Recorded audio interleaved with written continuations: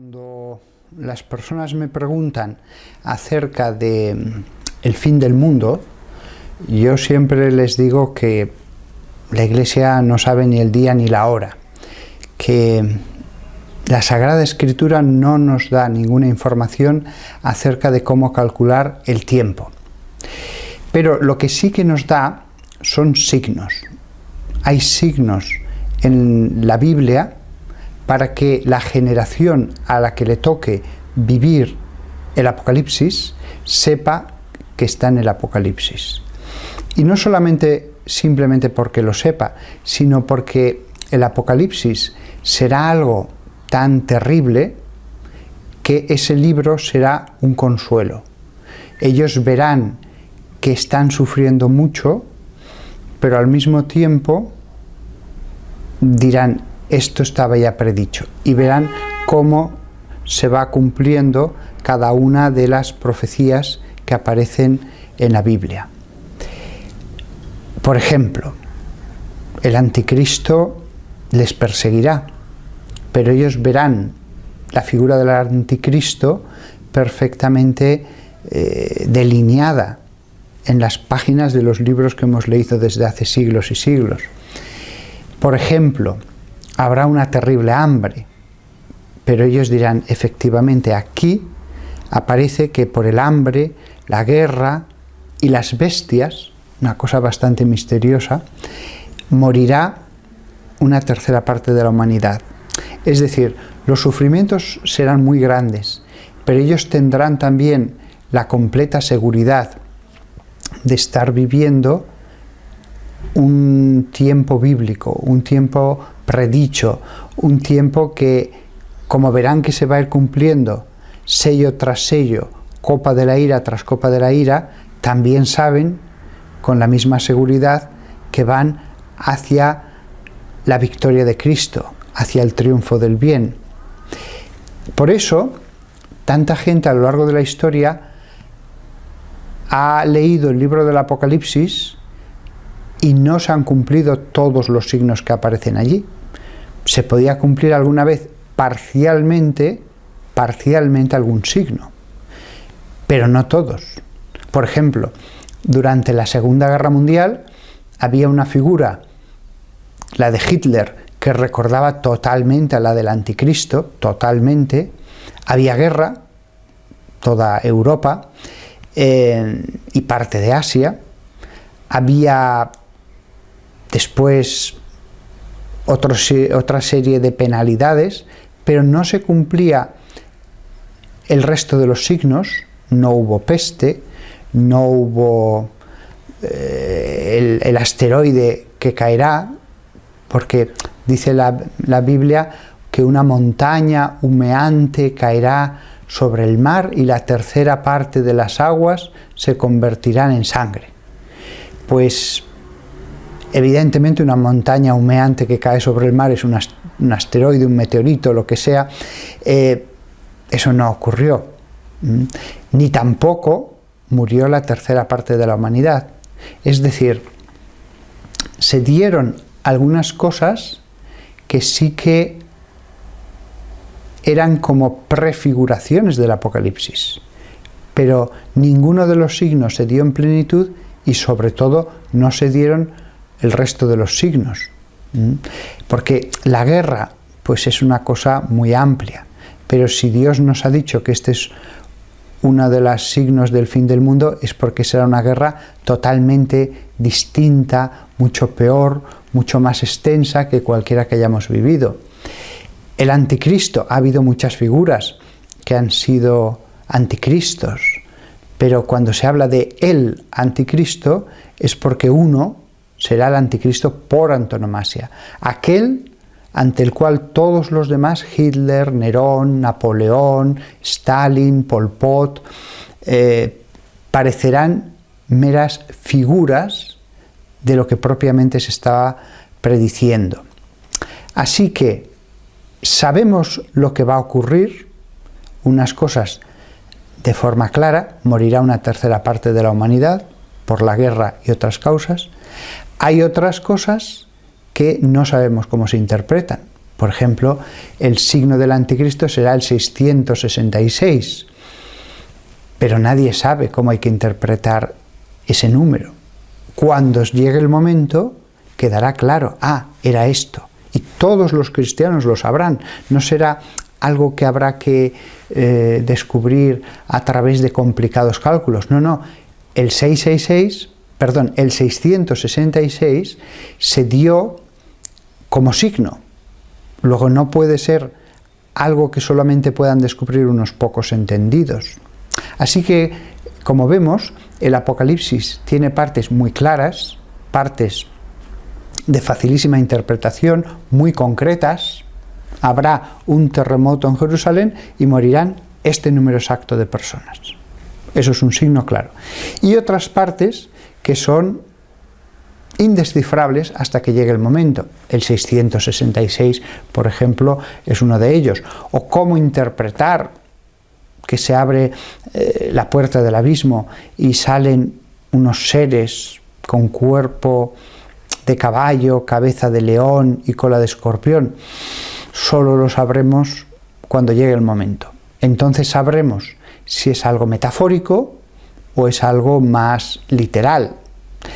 Después hay cosas dudosas. En medio de lo que sabemos con total seguridad y de lo que es imposible saber hasta que llegue el momento, hay cosas más dudosas. Por ejemplo, he puesto antes el versículo de una montaña humeante caerá sobre el mar y la tercera parte de las aguas se convertirán en sangre.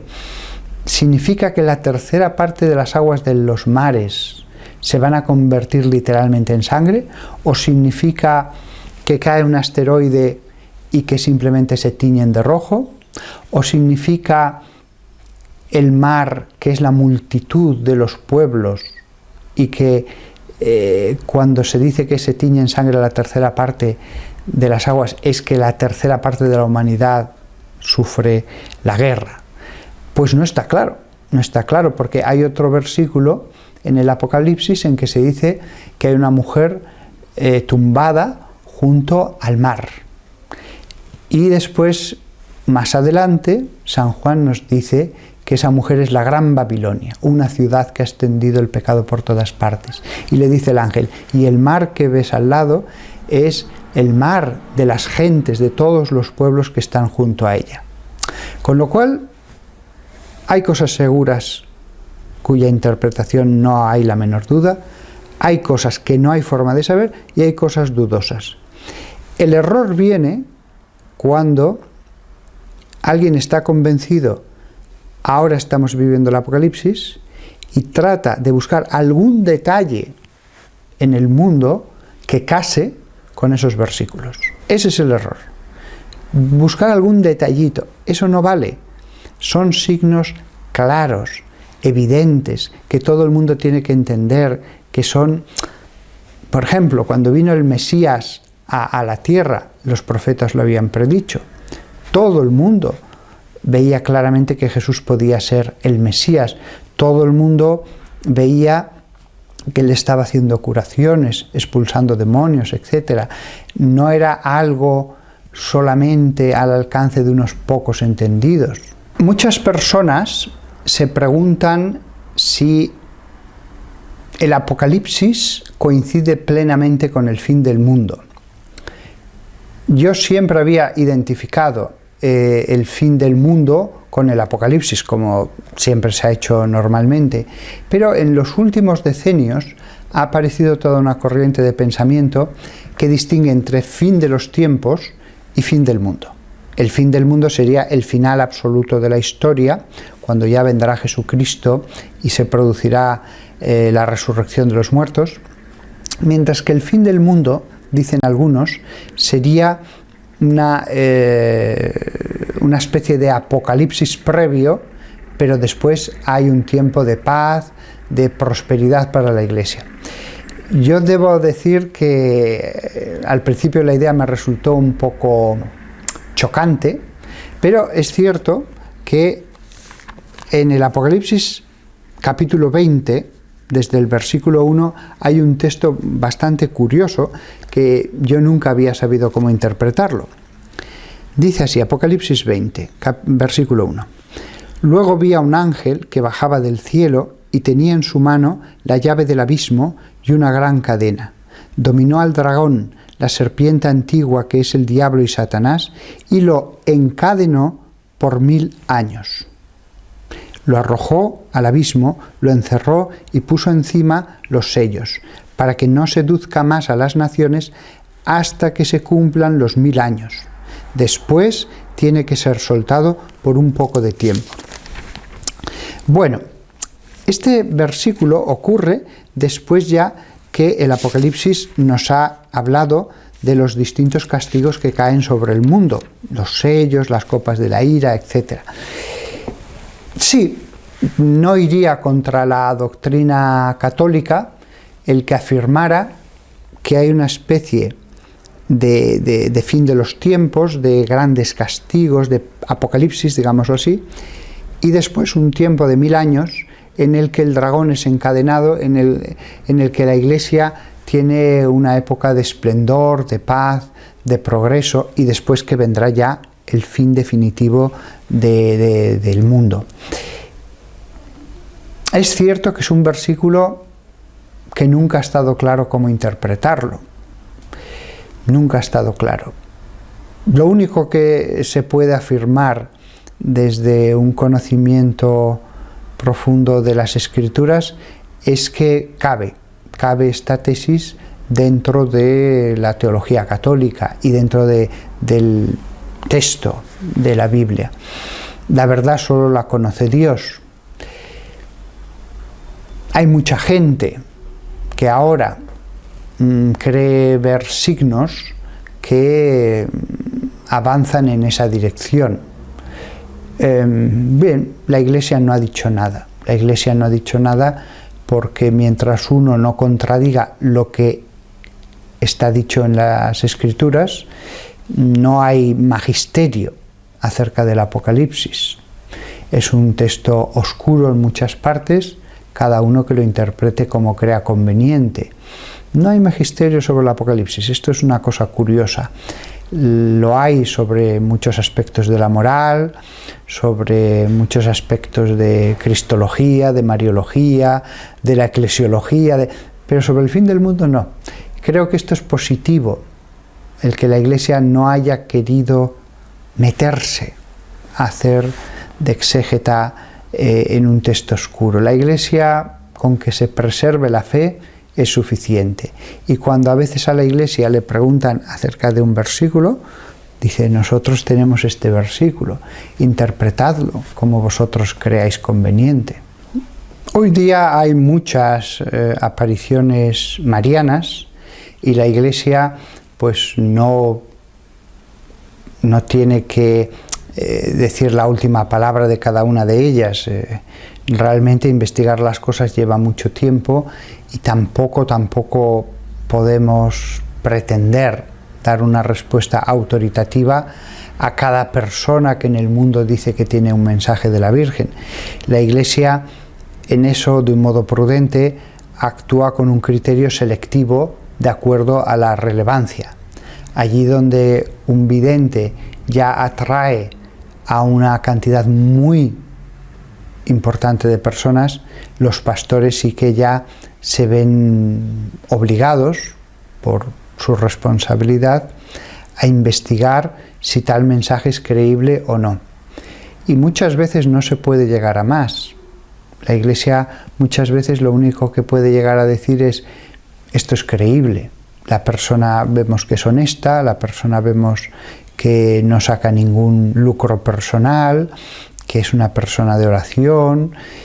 A veces no se puede llegar a más. Si alguien dice: la Virgen me habla, ¿cómo puedo yo saber acerca de lo invisible? Otra cosa distinta es que la Virgen dé signos. Cuando la Virgen da signos, como es el caso de Lourdes o de Fátima, eso, claro, eso facilita totalmente el discernimiento. Y por eso esas dos apariciones fueron rápidamente aceptadas por la Iglesia, porque la Virgen María precisamente se encargó de que fuera clara su naturaleza a los pastores. Entonces la Iglesia no entra en si las revelaciones privadas son verdaderas o falsas normalmente. No entra normalmente a dilucidar. Yo sí que veo que nosotros, los que creemos en Jesús, tenemos que tener mucho cuidado, porque hoy día hay muchas personas que empiezan a enviar por internet mensajes y mensajes y mensajes. Hay mensajes claramente que son falsos, porque son mensajes que rompen la unidad eclesial, que en el fondo son una crítica respecto a los pastores que lleva a la desobediencia, etc. Otros, su contenido no es contrario a la fe, podría ser verdad. Sí que es cierto, hablando ya del tema del fin del mundo, que es lo que nos ocupa hoy aquí, que en Fátima se dice en el tercer secreto, que fue revelado en el año 2000 por el cardenal Ratzinger, que había estado guardado en una caja fuerte del Vaticano, sin darse a conocer, en un sobre que había sido dictado por Sor Lucía. Sí que es cierto que se habla de la montaña, de los mártires, del Papa huyendo de Roma, del Papa teniendo que huir sobre cadáveres de sacerdotes, obispos y cardenales, y que el Papa finalmente cae asesinado. En aquel momento en que se revela el secreto, se da una interpretación, por supuesto no es dogma de fe, puede uno pensar que en vez de ser hechos del pasado, como fue la interpretación que se da, más bien se refiere a hechos del futuro, sin negar la primera interpretación. Yo, mi opinión personal es que el tercer secreto de Fátima, el de la montaña, y todas las personas católicas que mueren, secreto que se puede consultar, yo lo he hecho en la página oficial del Vaticano, allí se colocó el texto, incluso se escaneó la hoja original para que nadie tuviera la duda de que la Iglesia había ocultado alguna parte. Mi opinión personal es que la Virgen de Fátima dice, durante la Primera Guerra Mundial, si los hombres no dejan de ofender a mi hijo, vendrá una guerra peor. Esta guerra acabará, pero si los hombres no dejan de ofender a mi hijo, vendrá una guerra peor. Y Rusia invadirá grandes partes de la tierra. Eso ha sucedido. La Primera Guerra Mundial acabó, como dijo la Virgen, vino la Segunda y Rusia, la Unión Soviética, invadió muchas partes de la tierra. El problema es el comienzo de esa profecía, si los hombres no dejan de ofender a mi hijo. Es decir, el mensaje de Fátima se circunscribe en la línea de los mensajes proféticos. Dios intenta, cuando una sociedad entera se aleja de los mandamientos de Dios, se aleja de Dios mismo, se va convirtiendo en algo más perverso, Dios intenta primero acercar a esa sociedad así a través de cosas buenas, predicadores, determinados hechos espirituales, milagros. Siempre hay una fase en la que Dios, como buen padre, intenta atraer a sus hijos para que abandonen el mal camino. Ahora bien, si de ningún modo sus hijos abandonan el mal camino y Dios, digámoslo así, ya ha acabado todas las posibilidades de atraerlos a través de la dulzura, de la bondad, llega un momento que da el castigo. Y no solamente eso, aunque no usara el castigo, llega un momento en que es necesario hacer una purificación. Dios hizo una purificación en el diluvio universal. Dios ha hecho más purificaciones a lo largo de la historia. Ahí tenemos el caso de la invasión por parte de Asiria del reino de Judá. Un historiador agnóstico simplemente dirá unos ejércitos de un imperio invaden un reino. Los profetas nos dicen no. El imperio que hay al oriente, Asiria, puede ser todo lo poderoso que quiera. Mientras Dios no permita que Judá sea invadida, este reino será independiente, el templo seguirá dando gloria a Dios. Luego, si los asirios van a invadir este reino, lo que tenéis que ver en eso es la mano de Dios. Dios lo permite como purificación. Y efectivamente, después del exilio, el pueblo de Israel volvió mucho más purificado. El castigo fue duro, el exilio, pero después el pueblo de Israel abandonó la idolatría totalmente, se volcó mucho más en las Sagradas Escrituras. Entonces, eso vemos que es una constante en toda la Biblia. Los reyes de Israel que se alejan de Dios son castigados. Es cierto que hay un castigo en el más allá. Es cierto que hay personas que solamente vemos el castigo, lo veremos, en el más allá. Pero ya aquí en la tierra vemos muchas veces cómo las personas, las familias o los pueblos enteros son a veces castigados, sobre todo cuando los pecados llegan ya a cierto nivel. Eso es lo que podemos pensar de un modo razonable que va a suceder con toda la civilización del siglo XXI. ¿Por qué? Porque esto no es que un país se haya alejado de Dios, ni siquiera todo un continente. Realmente observamos cómo todo el mundo, el entero planeta, la civilización global en la que estamos, cada vez está alejándose más de los mandamientos de la ley de Dios. Cada vez se va implantando más la vida sin Dios, una vida en la que nos preocupamos del trabajo, de tantísimas cosas, la cultura, el arte, pero Dios no. Dios se relega a la vida personal, ya no la esfera pública, y cada vez más esa esfera personal se está haciendo más pequeña. Eso es evidente en Europa. Europa va camino de convertirse en un continente de agnósticos y ateos, y cada vez más agresivos contra los creyentes en general y la Iglesia en particular. Claro, la vida es un tiempo de prueba. Si Dios ve que el tiempo de prueba, en vez de mejorar a sus hijos, los está empeorando, lo lógico es que Dios intervenga. Si la sociedad se convierte en una máquina creadora de perversión de las almas, lo lógico es que Dios destruya esa máquina. El problema es que la máquina es la sociedad entera. El problema es que no hay un aparato que esté haciendo peores a las almas. El problema es que son los seres humanos los que todos juntos están malignizando las almas de los que se incorporan a esa sociedad.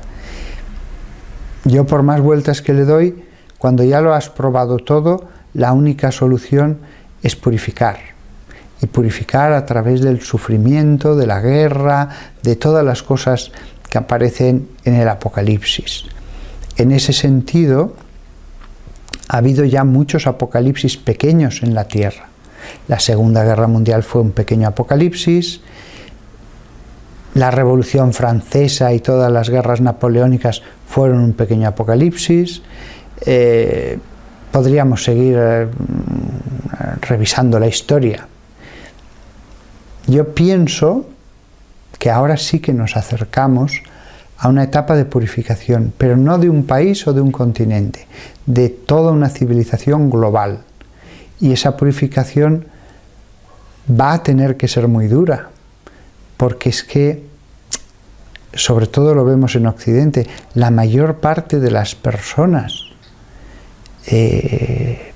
no solamente han abandonado a Dios, eso ya empezó a ocurrir en los años 70 y 80. El problema es que ya han entrado en una fase de agresividad contra la Santa Iglesia de Dios. Yo me muestro muy pesimista acerca de lo que va a pasar en el futuro, pero no pienso que esto vaya a suceder dentro de 200 años o de 100 años. Tal como ha evolucionado de rápido la sociedad, yo creo que Dios va a intervenir en esta generación. Dejar una generación más entera o dos solo serviría para que las cosas se pusieran peor. Entonces yo creo que como padre, Él va a hacer lo posible para que esta maquinaria que lleva a la condenación se detenga. Y creo que el tiempo que nos da no es que nos esté haciendo esperar porque sí. Todavía nos da tiempo para la conversión, todavía nos da tiempo para cambiar. Y en cierto modo, siguiendo el esquema bíblico, también deja pasar un poco de tiempo para que la copa de la iniquidad se colme y así sea tan evidente que Él tiene que intervenir, que pueda hacerlo de una forma ya integral, perfecta y que esté justificada. O sea, llega un momento en que hasta los mismos pueblos reconocen, sí, Dios fue duro, pero estaba justificado. Hay momentos en que la corrección puede ser más parcial, más pequeña, no tan severa, pero hay otros momentos en que Dios deja que la copa de la ira se llene para así poder hacer las cosas desde los fundamentos nuevos. Ese es el caso de la Segunda Guerra Mundial, clarísimamente. Y Europa mejoró. Europa, después de la Segunda Guerra Mundial, es mucho más moral, mucho más cercana a Dios de lo que lo había sido a principios del siglo XX. Eso se ve sobre todo en materia sexual, pornografía, etc. La Europa de la posguerra se volvió mucho más religiosa. Eso está clarísimo. Pero después, a partir de los años 70, finales de los 60, comienza a haber todo un movimiento en el que empieza a llamarse a la juventud a la rebelión, a seguir caminos contrarios a la religión, caminos de pesimismo, de ateísmo. Fue la época dorada del comunismo en las universidades, entre los intelectuales, y eso acabó extendiéndose ya a toda la población. Pero el cambio fue en los años 70. Podía haber seguido la sociedad de Europa y Estados Unidos viviendo de un modo más, vamos a decirlo así, puritano en todos los aspectos, yendo a misa, honrando a Dios, etc. Hasta el año 2020, sí. Pero de hecho, empezó a cambiar en ese momento. ¿Por qué hay una persona que actualmente va a misa, hace su ratito de oración, hace un retiro espiritual cada año, es buena, y en un momento de su vida empieza a alejarse, empieza a enfriarse, empieza a cambiar? La libertad humana, el libre albedrío. Pero eso no es matemático, no tiene que ocurrir a un ser humano en este momento de la vida. Puede ocurrir ahora, o pudo ocurrir 10 años antes, o puede ocurrir 20 años después, o puede no ocurrir nunca. Lo mismo que pasa con las personas, pasa con las sociedades. Europa y Estados Unidos comenzaron a cambiar en los años 70. Podían haberlo hecho 40 años después, o nunca, o antes. De hecho fue así.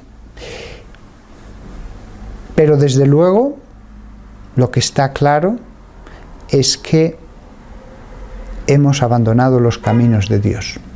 Yo entiendo que si nos está viendo alguna persona que es no creyente, que es atea, pues no esté de acuerdo para nada en lo que yo estoy diciendo. Él dirá, no, no, la sociedad del siglo XXI va en esta dirección, de liberalidad sexual, de que la religión cada vez quede más reducida en su ámbito y en el número de personas que creen en ella, etc. Yo lo veo bien, estoy contento y feliz y no pasa nada aquí, y ya veréis cómo no pasa nada en el mundo. Yo entiendo esta forma de pensar, pero también el ateo debería darse cuenta de que si Dios existe, a él no le va a dar lo mismo que la gente se esté alejando de él, que la gente esté conculcando los mandamientos que le dio a Moisés, el aborto, la destrucción de la familia, etc. O sea, si Dios existe, hasta el más ateo de los hombres debería entender, ¿no? Claro, si tanto nos alejamos de unos mandatos objetivos como Él los ha dado en la Biblia, pues al final Dios va a tener que intervenir, porque eso es lo que nos dice en la Biblia. Hay que tener en cuenta también, viendo la historia, que cada vez que un pueblo se ha alejado de forma muy radical de Dios, ha habido un castigo divino. Y así lo ha entendido además la población en general. O sea, después de la Revolución Francesa, todo el mundo entendió que aquello era un castigo divino, lo que vino después. Y efectivamente, la sociedad francesa, con la Restauración, se vuelve más religiosa. A veces la gente se olvida de que antes de la Revolución Francesa, la práctica de la religión había caído de un modo escandaloso, y que Francia va a recobrar mucho después que acabó toda esa tormenta. ¿Cómo veo yo ahora que puede venir la purificación? Realmente no estoy muy seguro de cómo va a venir. Lo que sí que veo con claridad es el proceso de descristianización. El proceso de descristianización, y lo que digo son meras opiniones, no va a venir porque echen en un momento dado a los cristianos a los leones. No va a haber campos de concentración en los que se confine a los católicos, ni circos romanos. No. Yo creo que la persecución hoy día va a venir por el campo legal. Es decir, muchos políticos en algún momento van a decir: la Constitución tiene estos valores, ustedes no los están aceptando. Nosotros hemos aceptado el aborto, usted no puede llamarlo asesinato. Si usted lo llama asesinato, yo le voy a poner una querella por difamación, porque esto, según el Código Penal, no es un asesinato. Nuestro ordenamiento jurídico admite el matrimonio homosexual. Vamos a aprobar leyes contra la homofobia, y entonces, si usted manifiesta su disenso respecto al matrimonio homosexual, adopción de niños, lo que sea, nosotros, de acuerdo a esta ley, le vamos a poder poner ante un juez y le vamos a poder poner multas, cada vez crecientes, cada vez peores.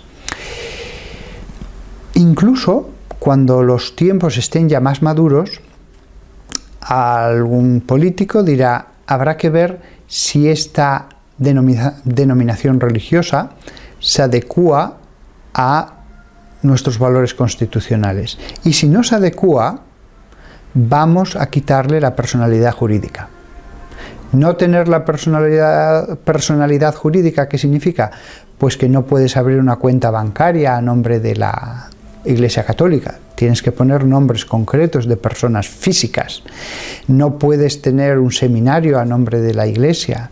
No puedes tener iglesias a nombre de la Iglesia, etcétera, etcétera, etcétera.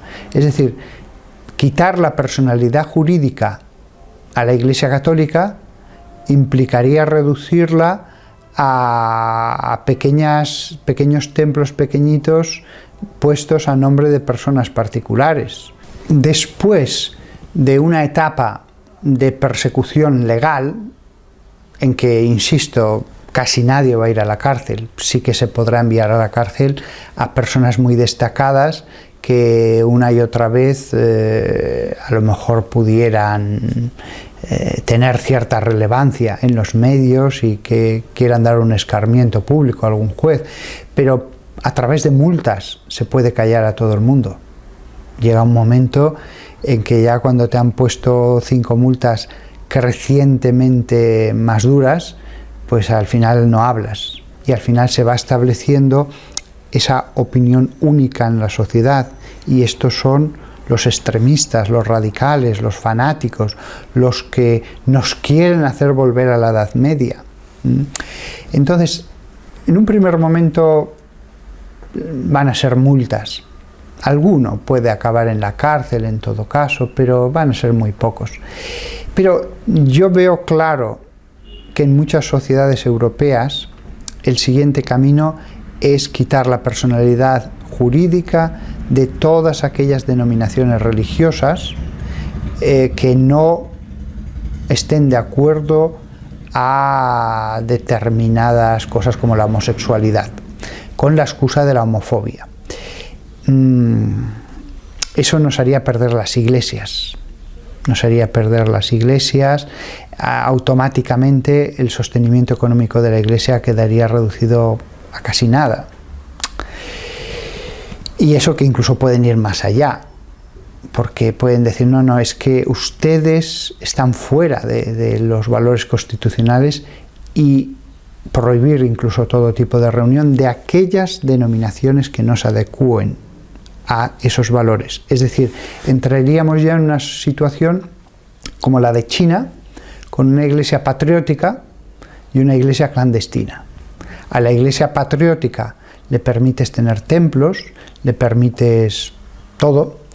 A la iglesia clandestina no le permites ni siquiera lugares de reunión. Y si quieres, puedes decir, no, ustedes de hecho están quebrantando la ley, no les permitimos ni reunirse en las casas, porque hemos dejado claro que esta denominación no cumple los requisitos constitucionales. O sea, la situación puede ser tremenda. El tema de que además se permita una iglesia patriótica, una iglesia constitucional, es peor incluso, porque divide a los cristianos. Empiezan muchos a decir, bueno, yo no estoy de acuerdo, pero voy a esta iglesia. Y en esa iglesia ya se predica lo que el mundo quiere que se predique. Tampoco hay que ser tan extremista, tampoco creas división. Y al final la gente que va a una iglesia, lo normal es que acabe pensando lo que se piensa, lo que se dice en esos sermones. Así que soy muy pesimista respecto a lo que va a suceder. Ahora bien, si la sociedad en los próximos 20 años va por este camino, la sociedad va a seguir su proceso de degradación. Los que, como yo, ahora tenemos 47 años, hemos visto en 20 años qué cambio tan radical ha dado la sociedad. Y este ritmo de cambios es como si se fuera acelerando. El comienzo era muy lento, le costaba, había muchas resistencias, pero cada vez más se va acelerando. Si en 20 años ha cambiado mucho la sociedad, la mayor parte de los cambios han sucedido en los últimos 5 años. Es decir, ¿qué no puede suceder? Ya no digo en 20 años más, en 10 años más. Entonces, si la sociedad se sigue degradando, si cada vez más al mal se lo llama bien y al bien se lo llama mal, si la destrucción de la familia crea, ya de hecho mucha gente está en esa situación, crea una sociedad de personas que viven solas en sus pisos, sin hijos, sin cónyuge, viviendo el día a día. Tengo estos años de vida, voy a pasarlos lo mejor que pueda, y pasarlo lo mejor que pueda es lanzarme sin ningún tipo de remordimiento a la consecución de todos los placeres que pueda, cuanto más intensos mejor, y además ese proceso lleva cada vez más a un aumento de la perversión. Por hablar solo de la sexualidad, que es solo una faceta, cada vez más personas tienen una psicología sexualmente depravada, el sadismo, el masoquismo y otras cosas que casi avergüenza hasta el mentarlas. Cada vez está aumentando más eso. Eso tiene una influencia en todo lo demás, en el modo en que funciona la sociedad a todos los efectos, en todos los campos. Si la sociedad se maligniza, la sociedad que primero se volvió agresiva contra la Santa Iglesia de Dios, acabará siendo una sociedad de leones que luchan entre sí, de lobos que luchan entre sí. El hombre se convertirá en el lobo del hombre. Y eso que pasa con las personas dentro de la sociedad, pasará también con las naciones. Por eso, el camino de alejamiento a Dios, qué duda cabe, llevará a la guerra. Las naciones lucharán entre sí. La Biblia nos advierte claramente en sus páginas que el alejamiento de Dios lleva a la aparición del anticristo.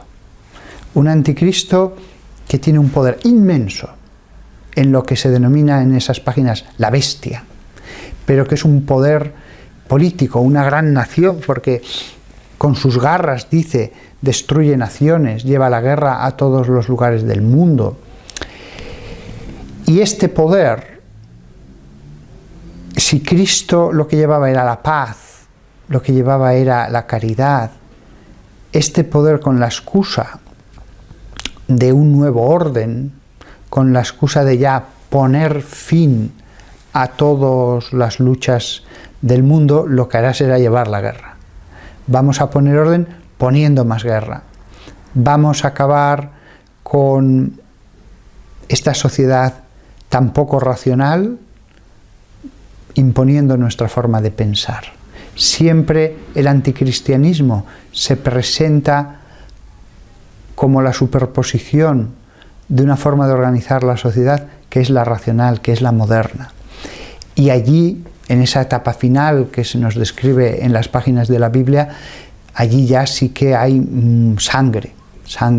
Y todo este conjunto de situaciones lleva al hambre, lleva a la peste, y ya finalmente la coronación de toda esta destrucción de la sociedad, que en este mundo es una sociedad global, el mundo, es ya las últimas copas de la ira. Castigos que directamente vienen de la mano de Dios, para que así los hombres entiendan la naturaleza de lo que les está pasando. Esto no es algo meramente humano. Detrás hay todo un sentido teológico. Eso es el Apocalipsis. Yo creo que dados los fundamentos que hemos puesto, no es descabellado pensar que en esta generación, en 20 años, podemos vernos abocados a una purificación de caracteres verdaderamente apocalípticos. Nadie sabe el día ni la hora. No hay forma de calcular fechas. Yo digo 20 años usando el sentido común, viendo todo lo que se ha degradado la sociedad. Esto no puede prolongarse mucho más, me parece a mí. Pero yo puedo estar equivocado. Lo que pasa es que son tantos y tantos los que, llevando una intensa vida de oración, las personas más espirituales, y todos han llegado a esta misma conclusión: vamos a ver grandes cosas muy malas en muy poco tiempo. Una cosa sobre la que muchos me preguntan es sobre los 3 días de oscuridad. Se ha extendido entre muchas personas la creencia de que en el tiempo de la tribulación vendrán 3 días en que todo estará en tinieblas. Bueno, en el libro del Apocalipsis, capítulo 6, versículo 12, se dice: cuando abrió el sexto sello, el ángel, se produjo un violento terremoto, y el sol se puso negro como un paño de crin, y la luna toda como sangre, y las estrellas del cielo cayeron sobre la tierra, como la higuera suelta sus higos verdes al ser sacudida por un viento fuerte, y el cielo fue retirado como un libro que se enrolla, y todos los montes y las islas fueron removidos de sus asientos. El sol se puso negro como un paño de crin. La crin es el pelo negro. Aquí se habla ciertamente de una oscuridad. No se va a decir nada más, aunque hay que recordar que fue una de las plagas de Egipto. Egipto entero, el reino quedó bajo la oscuridad, y sin embargo en los campamentos de los hebreos seguía habiendo luz. Bien, de acuerdo a lo que hemos leído, si el sol se pone completamente negro, y expresamente se dice eso, como un paño de crin, habrá oscuridad. Oscuridad, terremotos, peste, hambre, todo ello siguiendo un orden. Es decir, el Apocalipsis no es simplemente un tiempo de tribulación. El Apocalipsis es la tribulación de las tribulaciones, la suma de todas las tribulaciones, es la tribulación con mayúscula.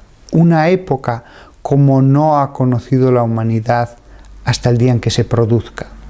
Pienso yo que el Apocalipsis va a comenzar, estamos ahora mismo hablando en el año 2015, ¿va a comenzar en un año o dos? No. Pero sí que veo que en los próximos 5 años se puede producir tal transformación de la sociedad que los ciudadanos, los jueces, los políticos, los tribunales constitucionales, los tribunales supremos se vuelvan muy agresivos contra la Iglesia, y finalmente que la quieran erradicar, porque es lo que la masa va a pedir. En la medida en que una sociedad se degrada moralmente, cada vez hay menos democracia. En la medida en que una sociedad es más virtuosa, los hombres son más honestos, son más enteros, moralmente hablando, la sociedad tiene su democracia más protegida. En la medida en que todos sean más corruptos, la democracia va cayendo en el principado, va cayendo en el imperio. Lo que le sucedió a Roma y ha sucedido en tantas sociedades a lo largo de la historia, que comenzaron de un modo más democrático y poco a poco fueron perdiendo esos derechos y esas libertades y concentrando el poder. Entonces, pienso que ahora sí que estamos a muy pocos años de una pérdida progresiva de la democracia. Los países serán cada vez menos democráticos, comenzará una persecución legal contra la Iglesia que cada vez se volverá más rabiosa, hasta querer literalmente que desaparezca, y después es cuando ya, quién sabe, si en 10 años, en 15, en 20, es cuando ya comenzarán a dar fruto las semillas que se han sembrado, a dar fruto consumado, a que el mal de las personas haya afectado tanto a las sociedades, que las sociedades comiencen ya a luchar entre sí, porque sin el Evangelio, sin Dios, sin la ley de Dios, sin el respeto a los mandamientos, pues al final esas concentraciones de poder a lo que llevan es a la lucha de los pueblos. Los pueblos en sí no es que quieran luchar entre ellos, pero cuando ese poder se concentró en grandes monarcas cada vez más autoritarios, cada vez menos sujetos a ningún tipo de ley, eso sucedió claramente en la creación de los grandes estados europeos, pues esos reyes, de forma a veces hasta caprichosa, comenzaron a luchar entre ellos. Y los que sufrían eso era la gente sencilla, el pueblo. Pienso que la concentración de poder en sociedades cada vez menos democráticas, en sociedades sin Dios, nos lleva a un futuro de confrontación. Y lo dice alguien que en los años 80 pensaba que cada vez la guerra sería algo más difícil, más extraño, que las sociedades irían avanzando, que los hombres serían cada vez más racionales, que al final se acabaría estableciendo una especie de coordinación mundial de los gobiernos para que la razón fuera la que imperara, que por fin los esquemas menos racionales habían desembocado en un futuro en el que triunfara cada vez más la razón. Pero lo que yo veo ahora en el año 2015 es que las sociedades van a pretender un nuevo orden sin Dios, que lleva a los hombres a convertirse en lobos de los hombres. Yo creo que el proceso que nos ha llevado a la situación que vivimos ahora fue un proceso al principio muy lento, que ciertamente arranca a finales de los 60, pero todavía muy minoritario. En esa época, Estados Unidos se consideraba un país cristiano. La gente iba a misa o a sus oficios religiosos, iba a la iglesia. Los que no eran cristianos no sufrían ningún tipo de presión, tenían plena libertad para ser budistas, para ser lo que quisieran. Lo mismo en Europa. A nadie se le hacía presión para que tuviera que hacerse cristiano de ninguna denominación. Pero poco a poco, en esa situación de familias unidas para toda la vida, de moralidad, de respeto a la Iglesia y a los mandamientos de Dios, en esa situación comienza, tanto en la universidad como en el mundo del arte, a sembrarse otro tipo de semillas. En la universidad, desde luego, fue todo lo que tiene que ver con el comunismo, todo lo que tuvo que ver con el psicoanálisis, y poco a poco se va inculcando con más frecuencia en las aulas a esas juventudes el ateísmo, el desprecio hacia la Iglesia, el que no existen los mandamientos. El mensaje de las letras de las canciones de los Beatles, de grupos de rock y de otros artistas en otros campos era el mismo. Esos jóvenes de la universidad acabaron siendo las élites, tanto en Estados Unidos como en Europa, y ellos, siendo directores de periódicos, directores de editoriales, etc., van a seguir ese camino de transformación de la sociedad. El camino del arte y sobre todo de la música va a seguir incrementando su siembra de malas semillas. Es cierto que después el comunismo pasó, el marxismo pasó, pero ya la sociedad se había alejado de Dios en los años 90. Ya la sociedad, aunque ya no muchos que creyeran en el psicoanálisis, ya se habían alejado de Dios y van a educar a sus hijos de esa manera. Pero todo seguía igual. No, nosotros ya no creemos, pero la sociedad que siga como hasta ahora, la Iglesia que siga como hasta ahora. Pero después empezó a haber un siguiente cambio, y es que no, hay que cambiar la sociedad. Aunque de hecho no se nos obliga a hacer nada. Por ejemplo, si una persona, él era personalmente homosexual en los años 80, hay excepciones en determinados países, pero normalmente no pasaba absolutamente nada. Sin embargo, hay un cambio, y es que ya se intenta cambiar la sociedad. No, a partir de ahora va a haber aborto, a partir de ahora va a haber divorcio, a partir de ahora el matrimonio es esto y no se admite el disenso. Es esto. Ellos dicen, no, pero ¿qué le importa a usted el que nosotros nos podamos casar? ¿Acaso le obligamos a algo? Usted cásese con quien quiera, nosotros es una cuestión de libertad. No, redefinir el matrimonio afecta a toda la sociedad. Toda la sociedad a partir de ese momento tiene que comulgar con esas ideas. El fotógrafo que por su creencia religiosa no quiere aceptar un encargo en una iglesia, le van a acusar de discriminación. El pastelero que no quiere por sus creencias hacer una pastel para esa boda, va a estar ante un tribunal, etcétera, etcétera, etcétera. El siguiente paso, evidentemente, era la iglesia, el ataque a la iglesia. Todo esto lo que lleva claramente es una aceleración del proceso.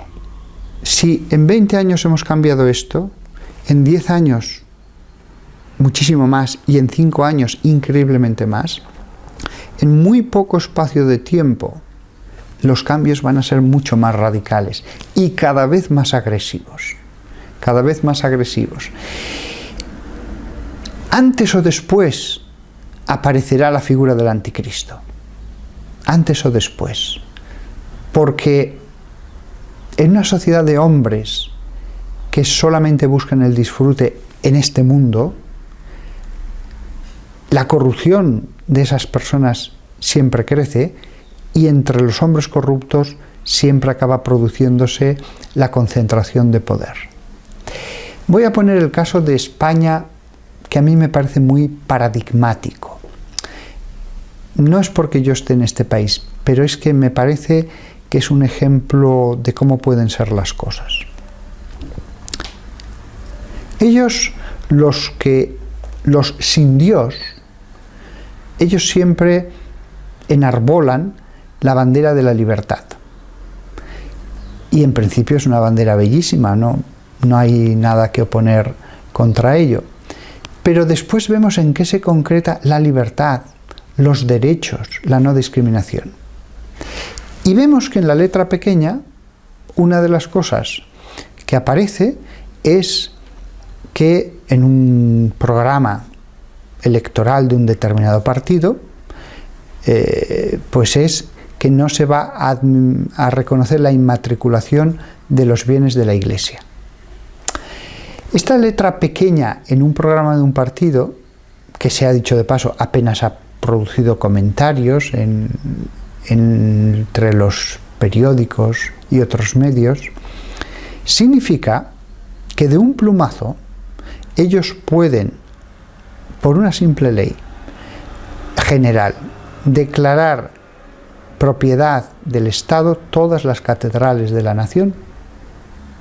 Todas las catedrales de la nación, de un solo plumazo, pueden pasar a ser propiedad del Estado.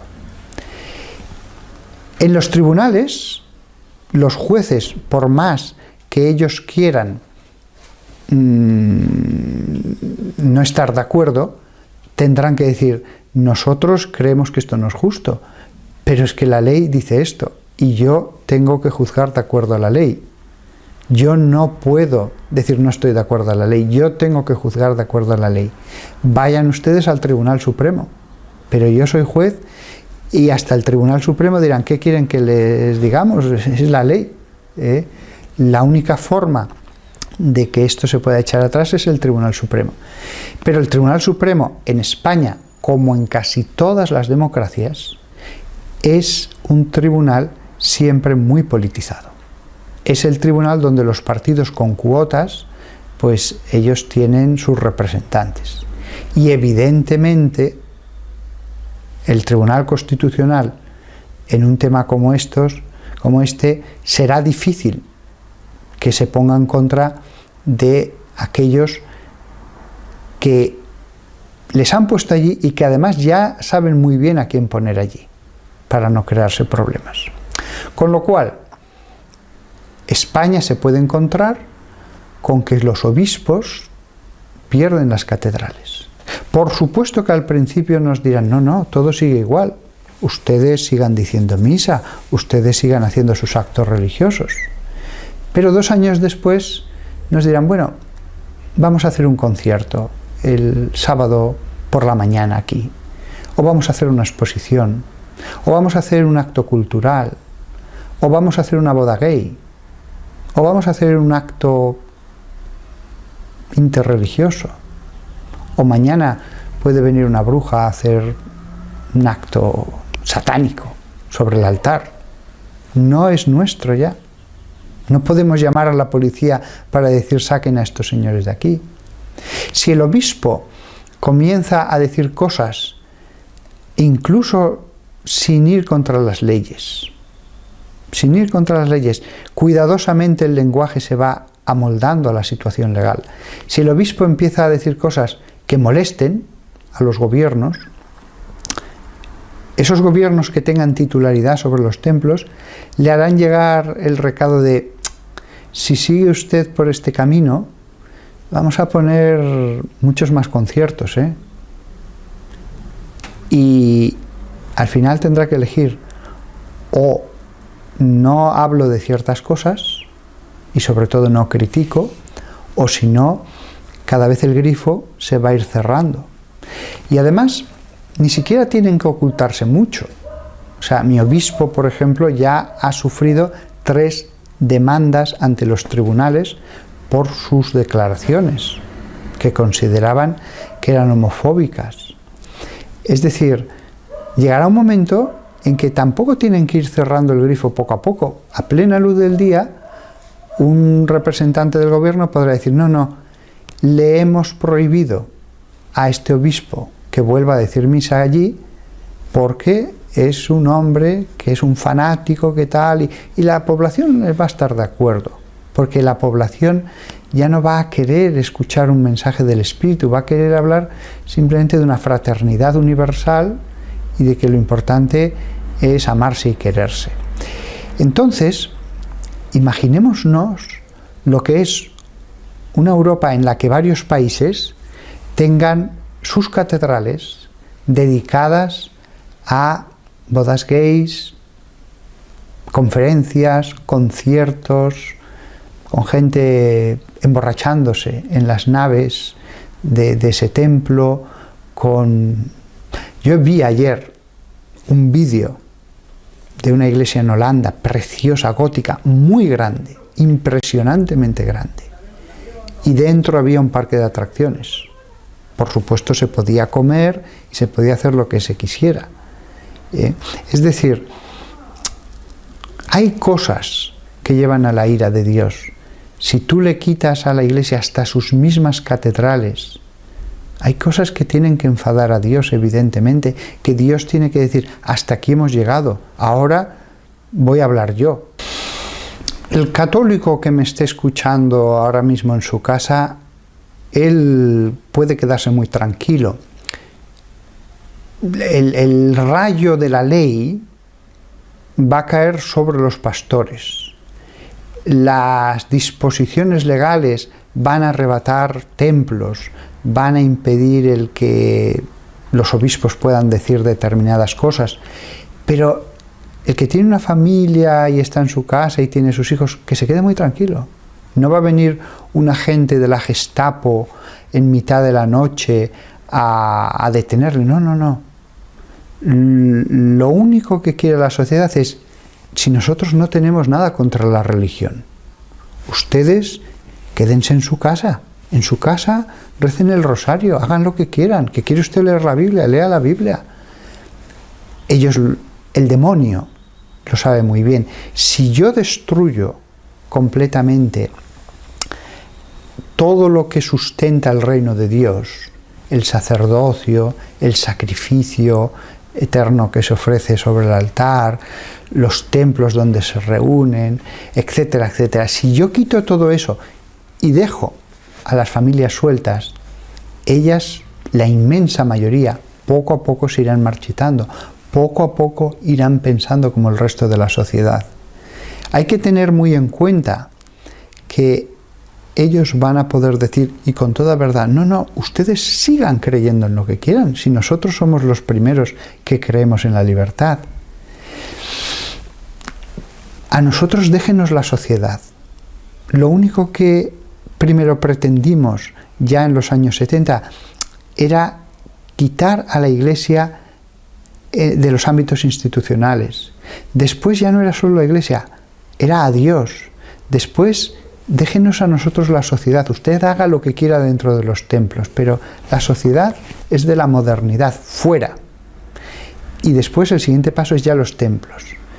Ya después el que queden decenas de miles de familias aisladas en sus casas o simplemente reuniéndose con algunos amigos, saben que la mayoría de ellos no resistirán esta tempestad. ¿Qué pensar de una situación como esta? Bueno, la Biblia es clara, al final Dios triunfa, al final el bien triunfa, al final el Señor no puede perder, Él es el Señor. Cuanto más grande sea la tribulación, mayor será el triunfo, porque no estamos hablando, cuando esto suceda, de una etapa intermedia, de una etapa simplemente más de la historia. Estamos hablando de la gran lucha, de la gran batalla, pero cuando eso suceda, lleva a la gran victoria. Cuanto peor sea la derrota, cuanto más por los suelos quede todo, más se le fuerza a la justicia divina a intervenir para erradicar la iniquidad de un modo más radical. Entonces,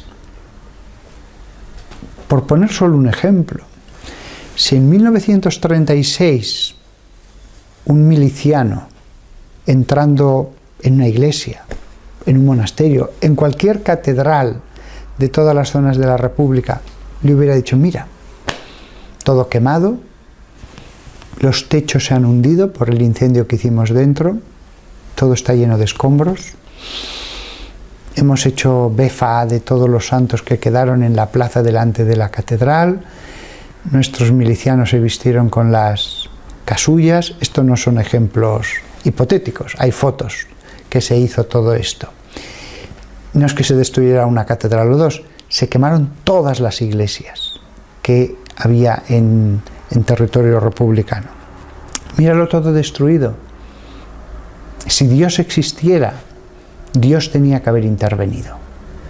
Pues le podría haber dicho a la otra persona si hubiera tenido el don de profecía: míralo, todo está efectivamente hecho añicos, hasta físicamente los templos destruidos, todos los sacerdotes, todos los habéis matado, todos los que atraparon fueron 4.013 obispos, todos los habéis fusilado o torturado y después matado, y sin embargo, dentro de simplemente 2 años más, los templos todos serán reconstruidos. Los seminarios van a estar llenos, los monasterios van a tener una época de florecimiento como nunca lo han tenido hasta ahora, ni siquiera en la Edad Media. El país va a ser confesionalmente cristiano. Parecía imposible, y sin embargo, para Dios no hay nada imposible.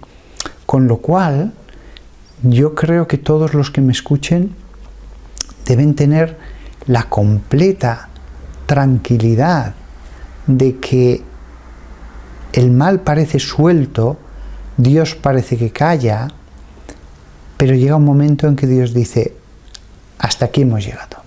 Llega un momento en que Dios dice: ahora soy yo el que va a obrar como Dios. Y en ese momento, cuando Dios lo disponga, insisto, yo no sé ninguna fecha, no lo sé, yo solamente veo que la sociedad va cada vez más hacia esa apostasía general. Cuando Dios disponga, vendrá un renacimiento, un triunfo que estará en la medida de la derrota, que estará en la medida de la destrucción, porque así nos lo dice el Señor en la Biblia.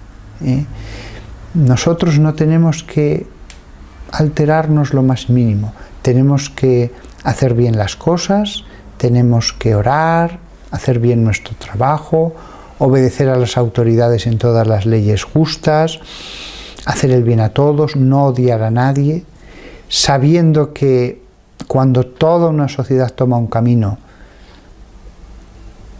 nosotros tenemos la sensación de que ya nada se puede hacer, pero al final Dios triunfará sobre la tierra. Sobre la tierra, lo dice la Sagrada Escritura, habrá un gran reinado de Cristo. Cristo volverá solo al fin del mundo, pero se nos habla en la Biblia del reinado de Cristo sobre la tierra. Cristo con sus santos reinarán aquí en la tierra. Cristo, como no va a volver hasta el fin del mundo, ese reinado es la Eucaristía rodeada de todos los santos. Yo estoy personalmente convencido de que, pero esto me puedo equivocar, es solo una convicción personal, que no me baso en ninguna aparición de la Virgen ni nada. Yo estoy convencido de que al final de mi vida, cuando yo sea un anciano, veré restaurada la cristiandad a un estado purificado, perdón, y que será mejor que en los mejores momentos. Yo estoy convencido de que lo veré al final de mi vida, y que si viéramos hasta qué punto Dios puede ser poderoso al hacer las cosas, todo lo anterior nos parecería una tormenta antes de la paz. Tormenta que para el que está dentro se le hace muy larga y muy inacabable, pero la tormenta dura solo un tiempo y después viene la luz, el amanecer de una nueva época. Estamos, eso sí que estoy seguro, al final de una época. Estamos al final de toda una civilización.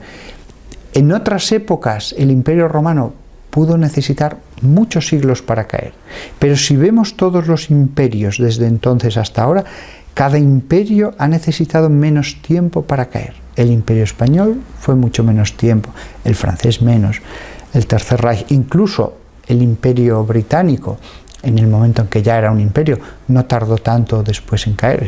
La reina Victoria era su momento de apogeo, hasta que lo pierden todo fue la Segunda Guerra Mundial, o sea, prácticamente ni medio siglo. Estamos al final de toda una época, al final de toda una civilización. Después viene la cristiandad, después viene el triunfo completo de Dios sobre la tierra y sobre las almas. Y aquellos que sean los extendedores de la mala semilla, aquellos que sean los extendedores de la corrupción, Dios ya se encargará, Él, de que o se conviertan o de ellos no sea el futuro. Va a ser confesionalmente cristiano. Parecía imposible, y sin embargo, para Dios no hay nada imposible.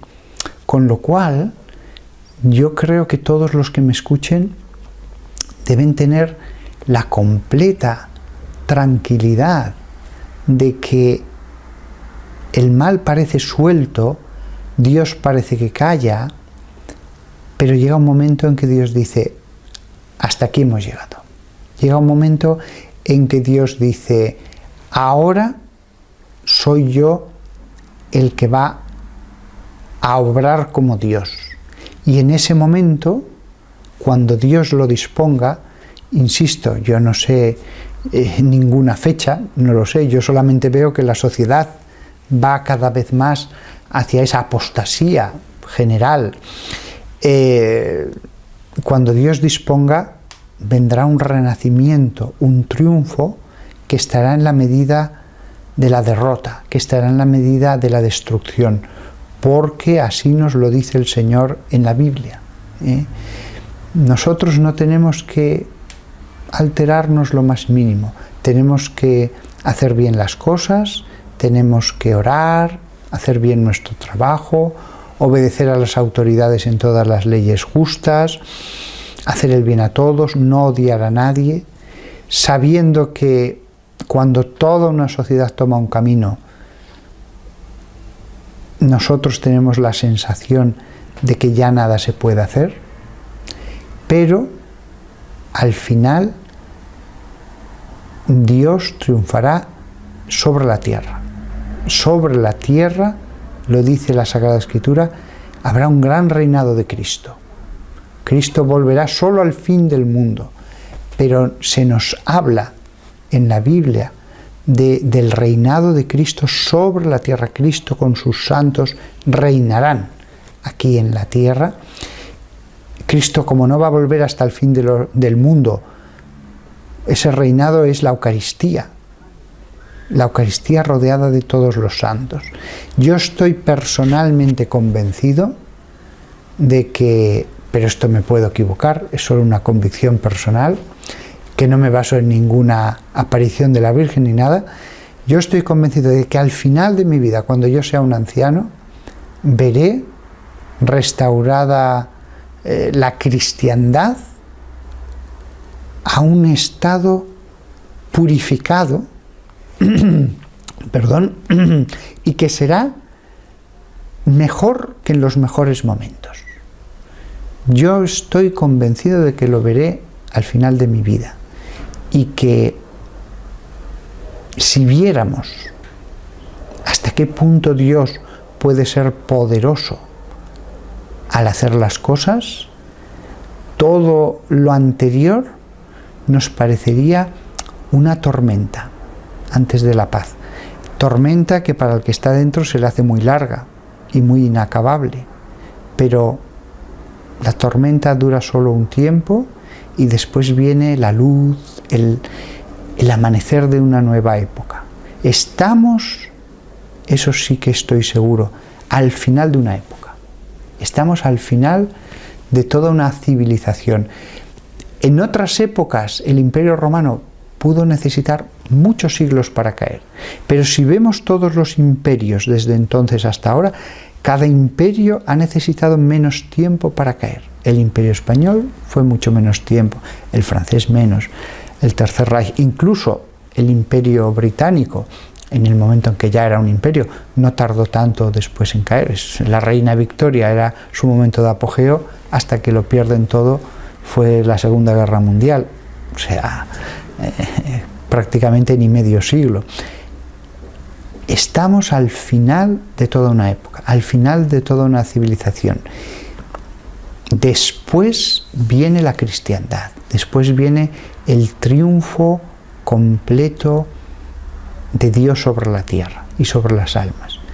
Y aquellos que sean los extendedores de la mala semilla, aquellos que sean los extendedores de la corrupción, Dios ya se encargará, Él, de que o se conviertan o de ellos no sea el futuro.